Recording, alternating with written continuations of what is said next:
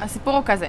כשמפרסמים רוצים להעביר משהו לבני נוער, הם ישר זורקים לנו איזה כמה שוטים של סקייטבורד, חבר'ה בבגדי ים, חופש, כל מיני דימויים כאלה שאמורים לרצד לנו אל המוח ולהגיד לנו כיף, כיף, כיף. ומה עם בני נוער דתיים?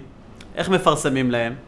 סנדלים תנ"כיים, מעיינות בצפון, טרמפיאדות, אולפניסטיות. תכלס, אף אחד לא מפרסם לנוער דתי.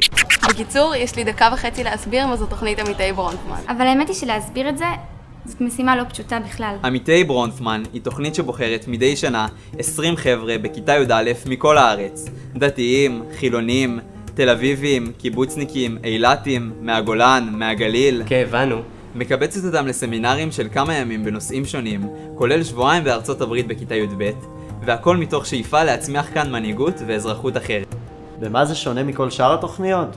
יש הרי מיליון. עמיתי ברונפמן זה מסע עמוק יותר לתוך עצמך או עצמך, עם בני נוער באותו הגיל, ולא סביב נושא אחד.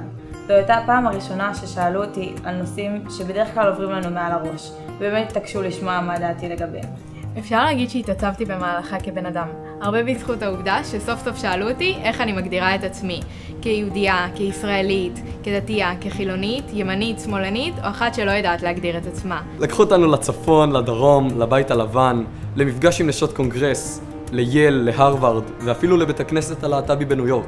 למפגשים עם סופרים מפורסמים, עם אנשי צבא, עם פוליטיקאיות, עם אנשים שהגישו בג"ץ וניצחו, עם רבנים שחזרו בשאלה ועברו לתל אביב, וקיבוצניקים שגילו את אלוהים, ונתנו לי לשמוע אותם ולדבר איתם, ופשוט לשאול אותם שאלות.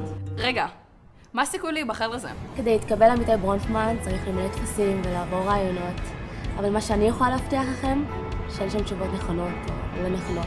אני לא יודעת אם הצלחתי להסביר משהו, אבל מה שאני כן יודעת זה שאתם רוצים או רוצות, לכל הפחות לנסות להיות חלק מעמיתי ברונפמן. לי זה שינה את החיים.